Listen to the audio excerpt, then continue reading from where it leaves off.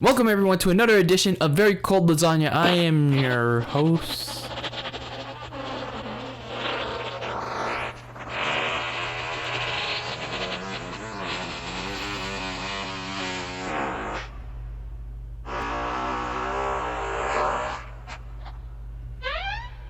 Well, that was weird.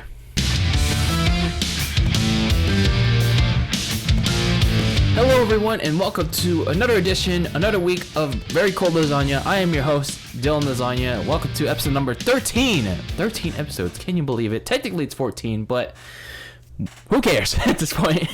Welcome to episode 13 of Very Cold Lasagna. Again, I'm your host, DylanLasagna, and today we got a good show for you all. We're going to be talking about All Elite Wrestling's pay-per-view that happened this past Sunday. March 7th, 2021, their first Sunday pay-per-view.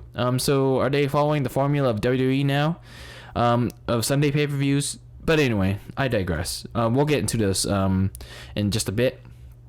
All Elite Wrestling had a pay-per-view called Revolution. It's their second annual Revolution pay-per-view that happened. And yeah, if you could tell by how it went, it was pretty much how the intro of this podcast was. One big wet fart. Yeah. Oh, man. I can't tell you how this pay-per-view was. It was just one really big wet fart. And that's literally how it started and how it ended. Just.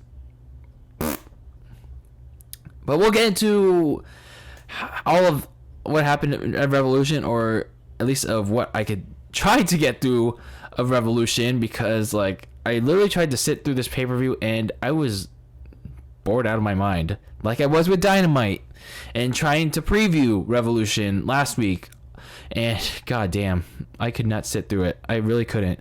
I literally had to play Revolution at 1.5 speed, just like I did with Dynamite last week, and I can't do it. I literally had to watch the entire pay-per-view, with the exception of the main event, at 1.5 speed.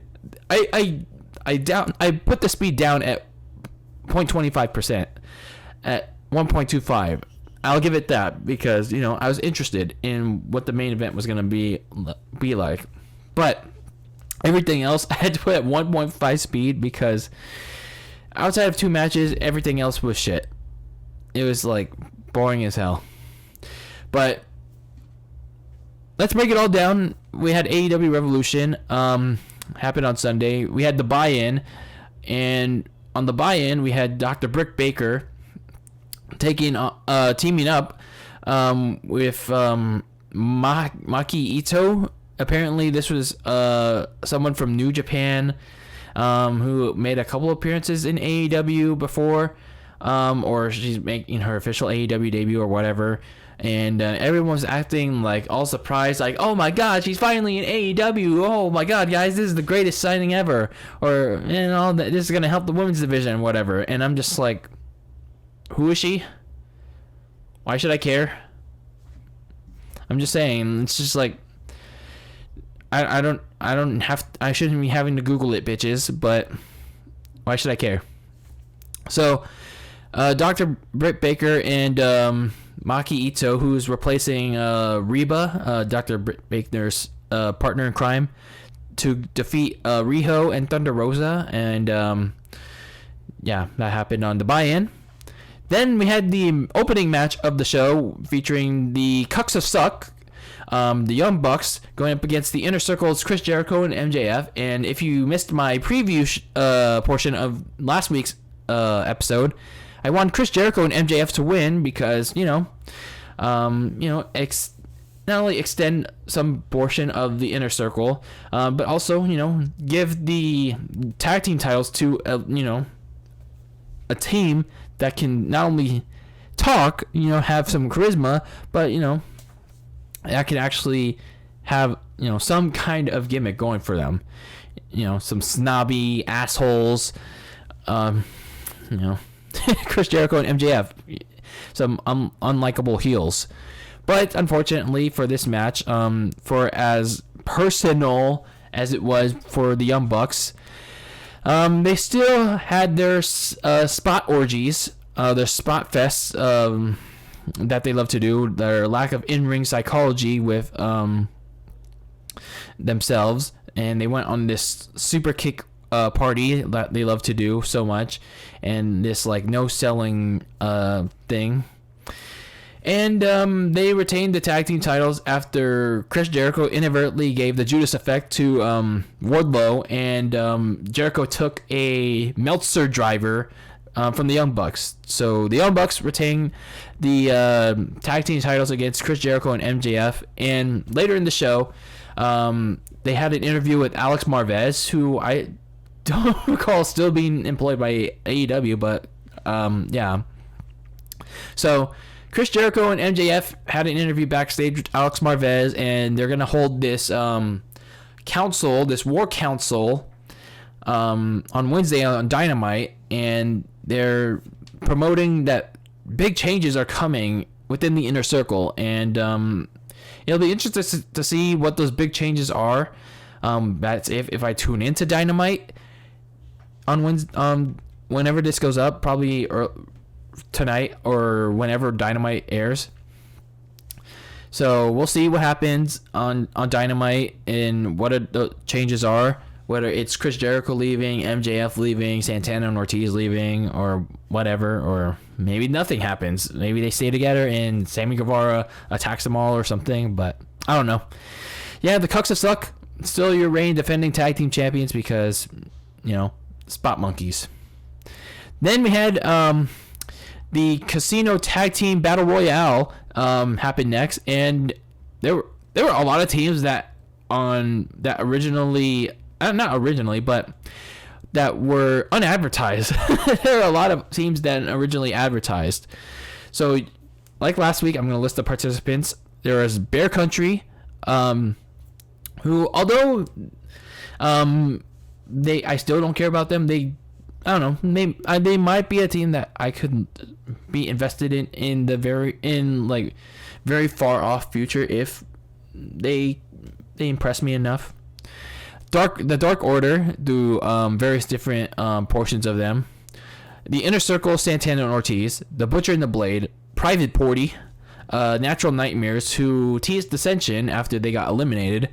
The Gun Club, who are legitimately Billy Gunn's kids, so interesting to know there. The Seidel Bros, Mike and Matt, might as well rename them the Bourne Bros because nobody's gonna know who they are. Pretty Picture, who apparently is a team that consists of Peter Avalon, the librarian, and some random dude. Varsity Blondes, Brian Pillman Jr., and some other random dude, and Ray Phoenix and Pack of Death Triangle. So a lot of teams that were previously advertised, and the half of the teams I listed are like a bunch of randos thrown together into a team. So you thought that WWE has a problem with like putting random wrestlers into tag teams. Clearly, AEW has this problem too, so don't be bitching about, WWE has a problem of putting together random tag teams and putting tag team titles on them. Well, WWE, not WWE, but AEW has this problem, so don't be a hypocrite, please.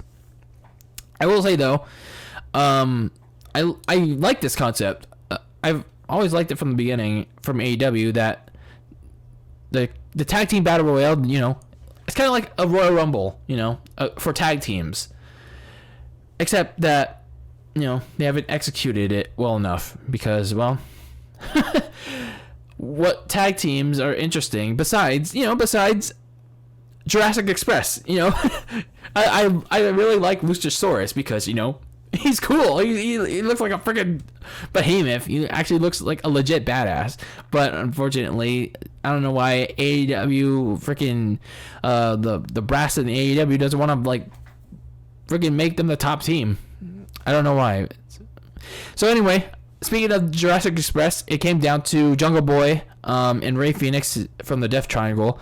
And Ray Phoenix eliminated Jungle Boy, and they're going to face the Young Bucks in a future tag team match, whether it be on Dynamite this Wednesday or sometime in the near future, maybe at Double or Nothing. So yeah, it was a tag team orgy, and I couldn't care less. But justice for Luchasaurus, damn it! Justice for Luchasaurus. Come on, man. Next, we had the AEW Women's Championship match that a lot of people didn't care about. The fans in attendance tried to care about, but clearly nobody cared.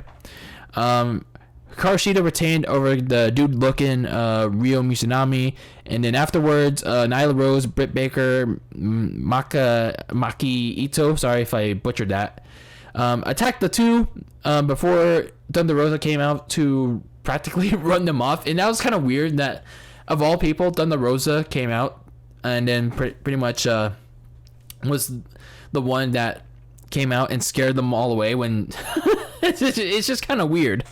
Like, yes, she evened the score, but it's like, why'd they all run away from Thunder Rosa? I don't know. That's just like weird booking right there. Then we had the I don't know if this was next, but oh no, this one was next. The tag team match between Rusev, now known as Miro, and Kip Sabian versus best friends Orange Cassidy and Chuck Taylor. And I questioned why they were feuding, because obviously I haven't watched AEW until this past Wednesday's Dynamite, like in several months. And I will say I can credit the commentary team for reminding me, because they were feuding over Orange Cassidy and Chuck Taylor ruining Kip Sabian's wedding. And yeah. And I'm gonna say it again, man. Rusev traded a badass Russian gimmick for a video game gimmick. Why? Now I will say about this match that Rusev finally looks like the dominant form that he was in WWE. He pretty much threw around Cassidy and Taylor. And like every time he was in there, he was just like, he was pretty much unstoppable. And like every time that Cassidy and Taylor got offensive, they barely knocked down Rusev. They barely did, and it took a lot of work to knock him down. So good job. I guess I can give some credit to AEW for trying to protect him, trying to protect Miro. So Miro and Kip Sabian would eventually win, with Miro making Taylor tap with the Accolade, or whatever it's called now in AEW. And yeah, I don't know. It's just some random tag team match. But I did like how Rusev was booked as this like dominant force in this match. And yeah. Next we had the big money match between Hangman Adam Page and Matt Hardy, Big Money Matt Hardy, where the winner would receive the loser's 2021 quarter one earnings. And again, it helps that they air a vignette of what the hell is happening in this match, because, you know, casuals like me haven't watched AEW in several months, and, you know, promo packages always help the viewer refresh their memory, or, you know, introduce what the hell is going to happen. Like, what's the backstory behind this, like, if there is one. And so what pretty much was happening here was that Hangman Adam Page didn't want to like sign on to Matt Hardy's services or whatever, and he didn't want to get like any of Matt Hardy's earnings. And Hangman Adam Page instead duped Matt Hardy by switching contracts, like whatever Matt Hardy's contract was, and while Matt Hardy's back was turned, he took out a little piece of paper from his jacket, and Matt Hardy signed whatever contract Hangman Page had. Obviously, Matt Hardy didn't read, unlike Hangman Page. Matt Hardy signed it, and obviously that's the match we have at Revolution. The big money match where the winner received the loser's 2021 quarter one earnings, which is kind of weird. Like, wouldn't Hangman Page want like at least all of Matt Hardy's earnings for the year? why would they do only the first quarter? Because isn't it from January to April where you only get that money? Why wouldn't you have it for the entire fiscal year? That's kind of weird. That's kind of weird booking there. But nonetheless, whoever won this match would get some big money, some big ducats, and I thought this would have like some no disqualification stuff, but it's just like a regular match. I don't know why I don't know why. I thought it would be some no disqualification stuff because, it has that big money tagline. And if you want to promote it as a big money match, then you got to have some kind of stipulation besides, the loser losing their earnings. You got to have a no DQ or like TLC or like some other kind of weird stipulation in there, like no disqualification stipulation in there, to make it interesting. Aside from like making it plain, and that's what kind of hurt this match. Aside from the fact that Matt Hardy was targeting Hangman Page's arm throughout the match, so it would neutralize his buckshot lariat finisher. And I think that's why not too much happened during this match, aside from the end, because Private Party came out, tried to cost Adam Page the match to make it a numbers disadvantage, but the Dark Order came out and clearly outnumbered them because there's so many of them. And when Matt Hardy knocked Adam Page off the ring apron, the Dark Order caught him, and I thought that was kind of cool.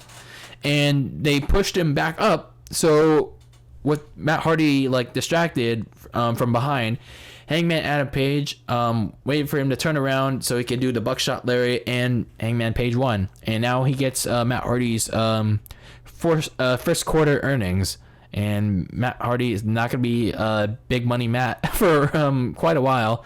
He's going to be no money Matt. So it was an alright match, but they could have done more. They could have done more with it. So let's see. We also had I guess we didn't have that much. Oh yeah, we also had the ladder match, the Face of the Revolution ladder match. And can I just say, there are two things that I was just completely distracted with in this whole match. Cody Rhodes, like, I don't know why they focus so much on Cody Rhodes.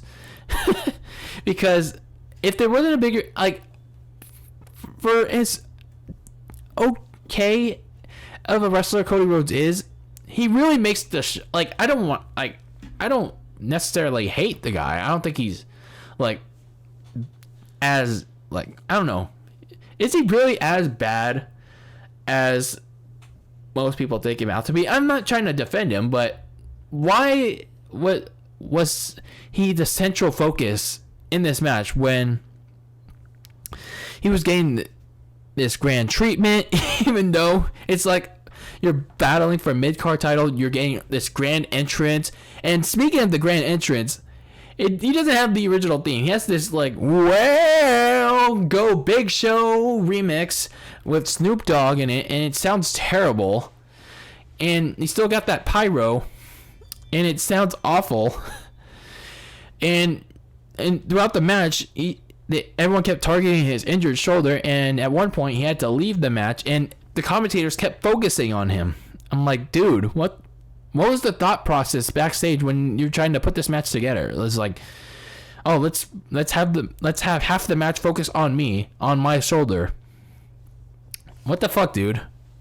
So I don't know, like there's literally no point in that if you were gonna lose in the first place. But anyway, the other thing was the Sonic ring. The Sonic ring in the middle of hanging above the ring. It was like so funny. It was just like, do you know the way? Do you want to grab that Sonic ring? I'm like, I'm gonna roll around in the speed of sound. I know it's like, they were saying, oh, they want to grab that brass ring. I'm like, yeah, we get it. It's a shot at WWE. Like, they want to grab that brass ring. It's like so obvious. Like I personally saw it as like the Sonic ring. That's how I personally saw it. Like, yes, it is a shot at WWE, like with the whole brass ring thing, but you know what? It's Sonic. It's Sonic. Do you know the way? Does AEW know the way? So that's pretty much how I saw it. Like, yeah. So the field for this ladder match consisted of Cody Rhodes, Scorpio Sky, Penta El Zero Miedo, and they cleared up that Penta was still with Death Triangle. So I didn't know this till like literally Sunday during the show. Lance Archer, Preston Vance. Was it Preston Vance? I really don't know. I really don't remember anymore. No, Max Caster. I don't know why that was listed in there when I saw it. No, Max Caster and this dude named Ethan Page from TNA. Like, everyone was like cheering for this dude, and I'm just like, who the fuck is he? So apparently, from the announcers, they said Ethan Page was like this veteran from TNA.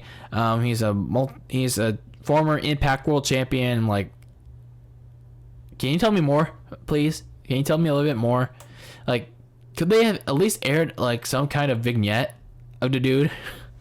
I don't know. They might do one on Dynamite tonight or whenever this goes up. But I don't know. I was just like, who?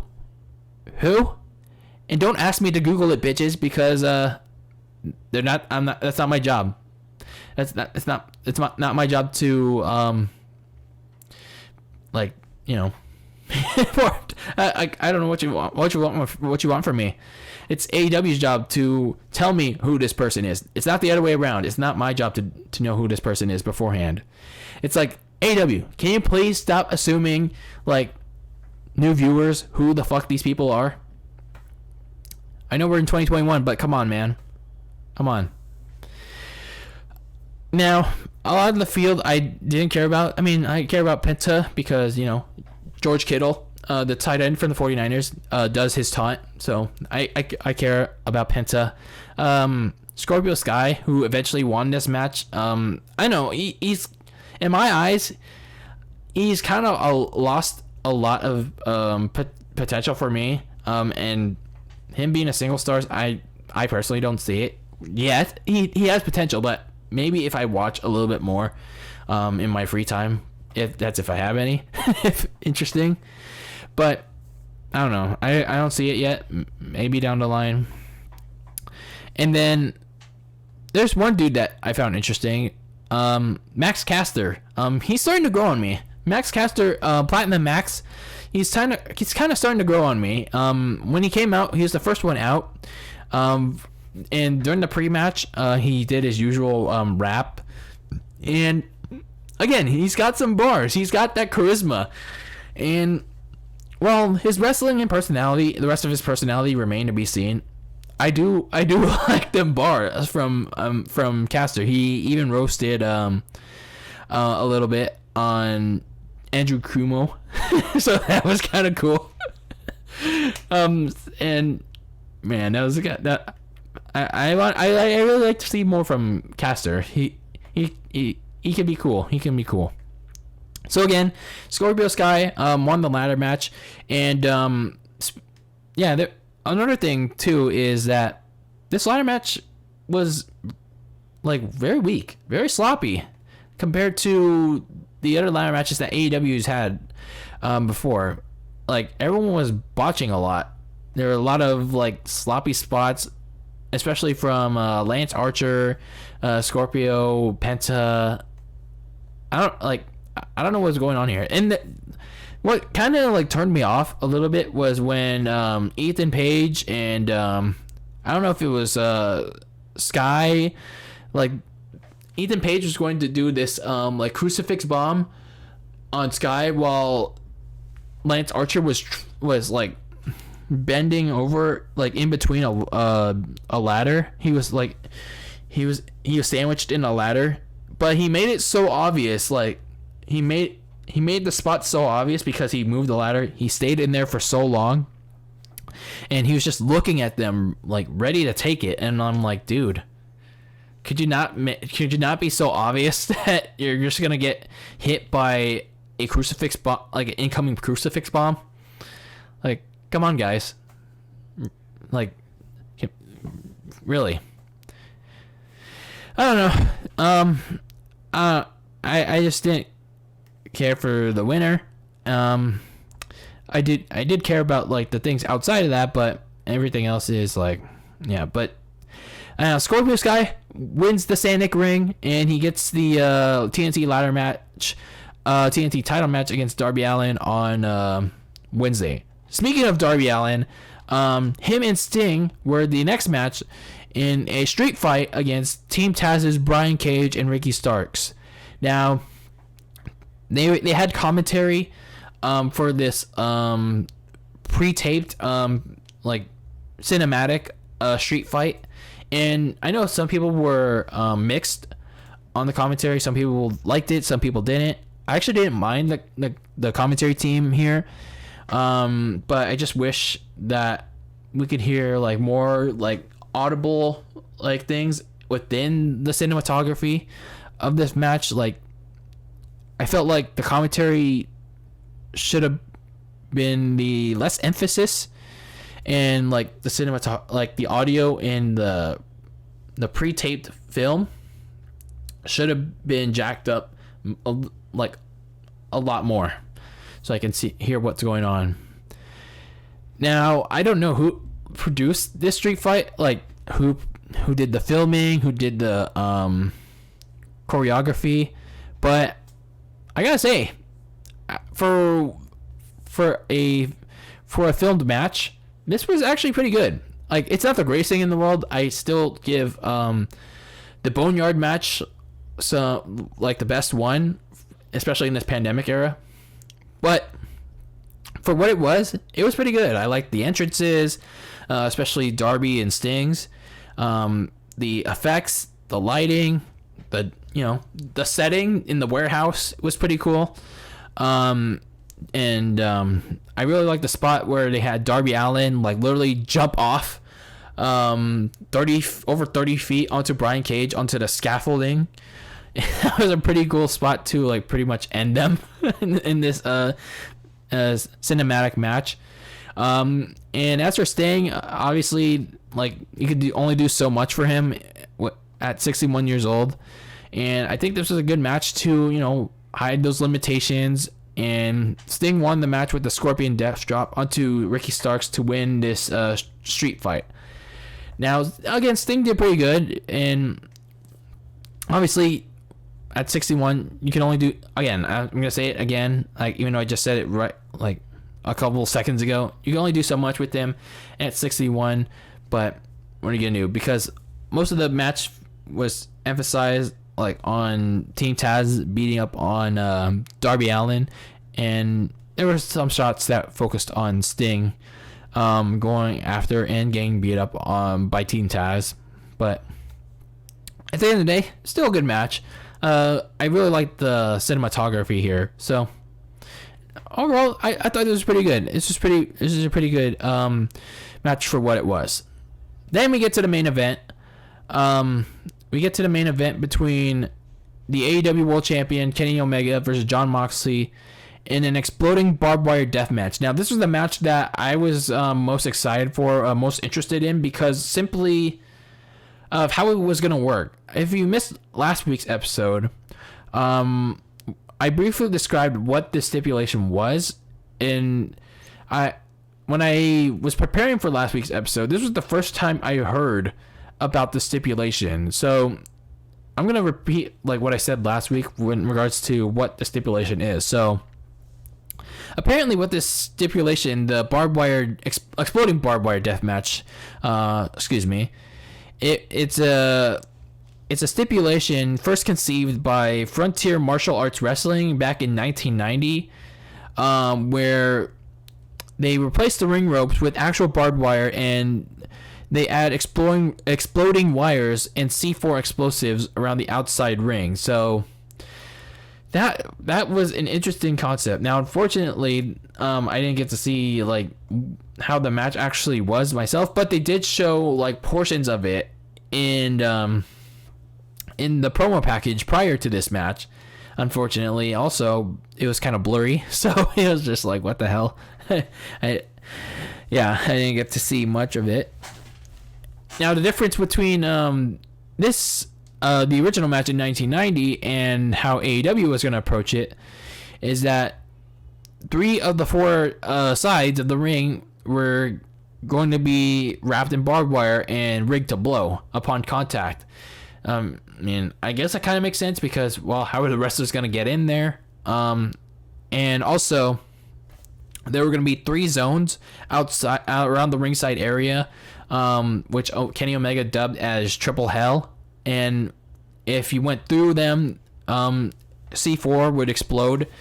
And yeah, then you got no time limit throughout the match. But if the match reached 30 minutes, then the explosives in and around the ring would detonate, and the ring would explode, and the winner was determined by pinfall, submission, or whoever survived the explosion after that 30-minute countdown.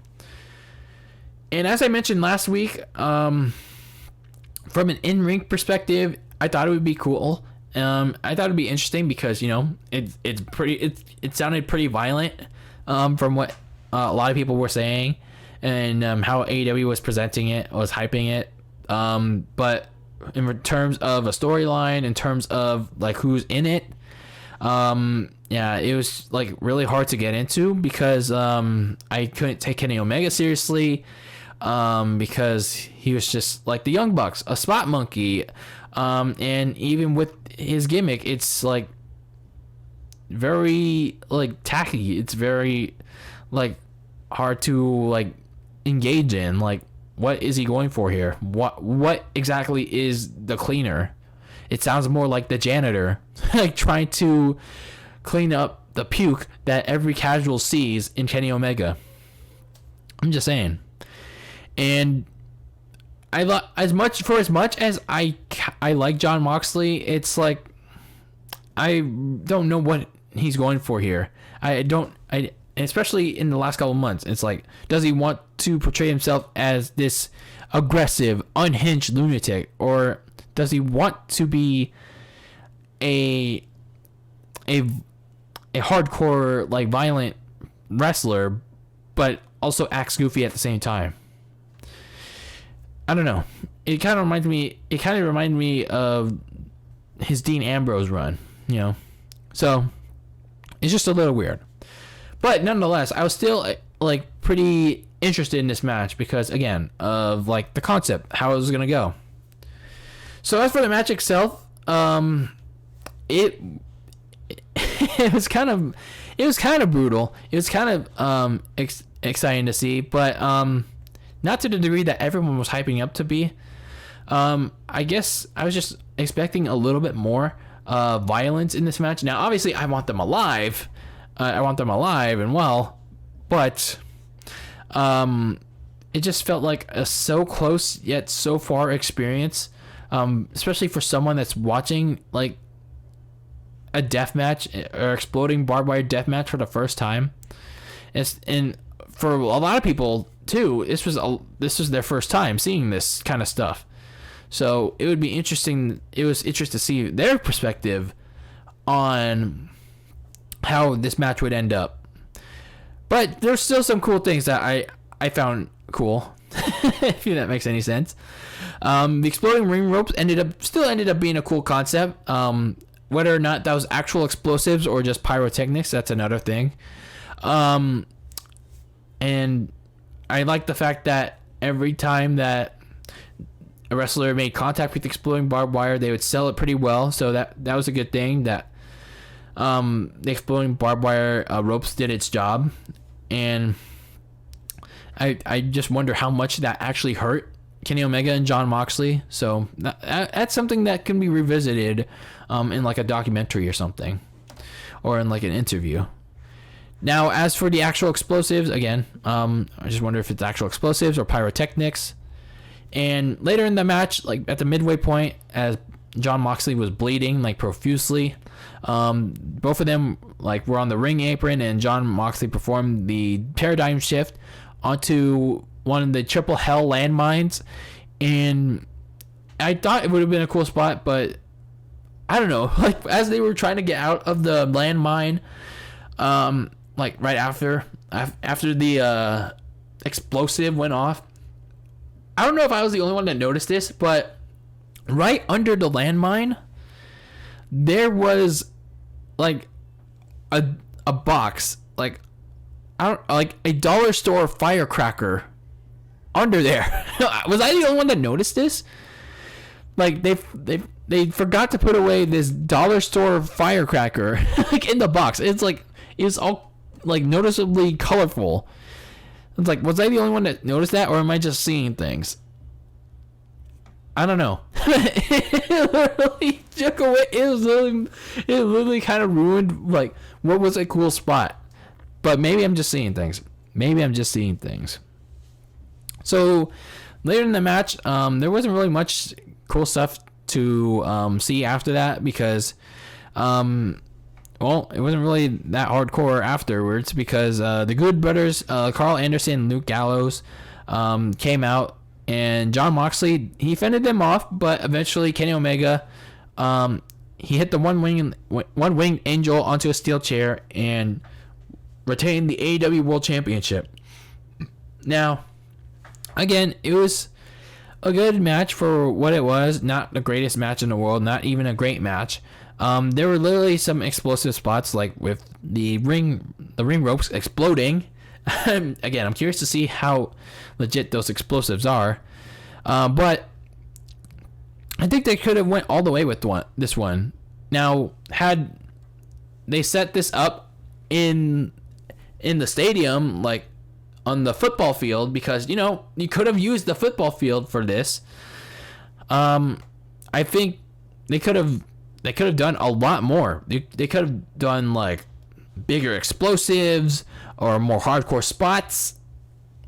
It would have made this match like they could have sold this match so much more deadly than what we got on Sunday. Now, again, obviously, I don't want them dead. Like, I don't want them like their careers ended so early. But if AEW really wanted to sell this rivalry as Omega and Don Callis want to put Moxley away for good, and they want to use this exploding barbed wire death match to put him as much hell as he can so they can forever put him away, then they had to go all the way with this. They couldn't half-ass this. They did some things. They got the exploding barbed wire correct. I thought that was a cool spot, but I don't know. Everything else felt iffy to me. Everything else felt iffy. They could have done a lot more. I don't know. It just felt a little bit. What if for me. Now, one of the things that was supposed to happen was the explosion once it reached 30 minutes. Even though the match ended in 25, the countdown still ran. And with less than 5 minutes to go, Kenny Omega and the Good Brothers beat down Jon Moxley and handcuffed him so he couldn't leave the ring. And with 1 minute left, they eventually left the ring with Moxley still there, handcuffed because obviously he can't leave. And Eddie Kingston came out and tried to save Moxley, tried to get him out of there, but with less than 10 seconds to go, Kingston covered himself and tried to save him from the impact, and here comes the big boom. Take cover, everyone, save yourselves. And then boom, sparkle sparkle. And oh my god, y'all paid $50 for sparklers. One big wet fart. That's what all you AEW fans, all wrestling fans in general, paid for. $50. $50 for one big wet fart. Man, I guess that really symbolized how boring this pay-per-view was. And I will say though, I initially when I saw this on Twitter, because I didn't watch the whole pay-per-view on Sunday because I was watching the NBA All-Star game because that I was more interested to see how that would work than Revolution. I was watching the NBA All-Star game, and by the way, Steph Curry won the 3-point contest, so that's cool. And he should have won All-Star MVP. He got robbed. But I digress. I initially saw this on Twitter. I was like, what the fuck? I was like, what the fuck happened here? Like, this is the explosion. this is the big explosion that was supposed to happen. And then when I finally caught up with Revolution the next day, and saw what happened leading up to this, I was just laughing. I was just literally laughing, and then I questioned what the hell happened here. Did the bomb not go off as it was supposed to? Did they build a bomb, a quote unquote bomb explosion, ready to go, but it malfunctioned? Did Tony Khan rig it so it wouldn't be as dangerous, or what the fuck happened here? Why was this quote unquote explosion rigged to be made as a piss in the wind, like a Peter Griffin fart, like a very piss poor Peter Griffin fart? I don't know. It just looked very, very bad, and people were very pissed about it on Sunday night. And people are still pissed about it, especially because Tony Khan went full Susie Lou and deflected any valid criticism once again, especially in regards to this ending, by saying during the medium scrub, and I quote, at the end, I don't know what people really wanted unless you wanted us to actually explode the guys at the end. There's only so much you can do. What'd you expect? Sparklers? So without actually blowing the ring and blowing both guys up, I think the basic explanation is Kenny's ring was set to explode, and his plan as a heel who built this thing with a hammer and nails, as we saw, the final bomb just didn't go off. Ding dong, stupid shit. How about you don't overhype something that won't deliver in the first place? Don't hype up that this big explosion is supposed to happen and then you don't deliver it. Don't deliver on something that is not going to happen, or it just say that something malfunctioned and say sorry and move on. Accept your mistake. I don't know why it's so hard for AEW to accept their mistakes. Why are they being such Susie Lou's? I don't get it. I really don't get it. But that quote, I don't know what people really wanted. We wanted you to deliver on your own expectations, deliver on said explosion, deliver of course we don't want you people on Moxley and Omega to die, but don't promise something that you can't deliver. It's that simple at the end of the day. Stop deflecting this valid criticism. Do I have to repeat myself from last week's episode? I probably will at the end of this episode again, because AEW is, I don't know, are they just this stupid? Are they really? Now, don't get me wrong, WWE is also stupid, lately, but I don't know. AEW just seems to be more stupider. And I don't know. It's just baffling. It's just really baffling how Tony Khan is deflecting all this criticism. And I don't know, just accept the mistake. Just accept that it didn't go as planned. Something was malfunctioned. Now move on. Say sorry. I don't know. They're a weird company. So that's my AEW Revolution review. A bunch of boring crap happened for most of the show. The good thing that happened was the street fight and the main event until the finish. And, man, I honestly don't feel sorry for the people that wasted $50 on this sad shit of a pay-per-view, because, that wet fart at the end emphasized that, you got conned. You got robbed of this pay-per-view, because easily by far, with so much overhype and like under deliverance, if that's even a word, like under delivering, like that.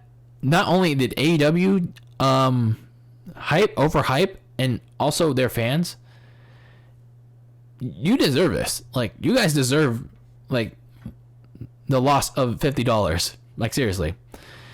Revolution by far is AEW's weakest. Yes, even weaker than September's All Out, the last pay-per-view from AEW, and the last thing in general I watched from AEW since until last Wednesday's Dynamite.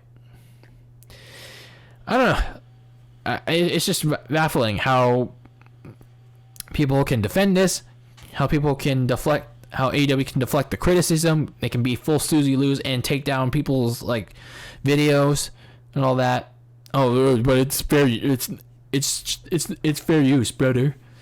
I don't know. It's weird, but it's just my opinion, and I'll say it again. Last week, don't take away from this review of me being a dick writer to WWE, being a WWE fanboy, because WWE sucks too, and if WWE sucks and AEW sucks, then wrestling as a whole sucks. But with anything that sucks, there's a couple of good things from either company, and you know, I don't know, man. I guess I have really become a filthy casual, a jaded fan, yada yada yada. But you know, there's reason for it. I stopped watching for several months because wrestling's become terrible. Wrestling really has become the shit. I guess I've really seen the light that wrestling is just really bad. I guess this pandemic really has exposed the true like shit, the douche and the turd of like how bad wrestling is right now. But yet, it doesn't mean I don't like talking about it, because, you know, I like to roast pro wrestling. But, you know, just actually watching it, it sucks. It really, really sucks. But you know what?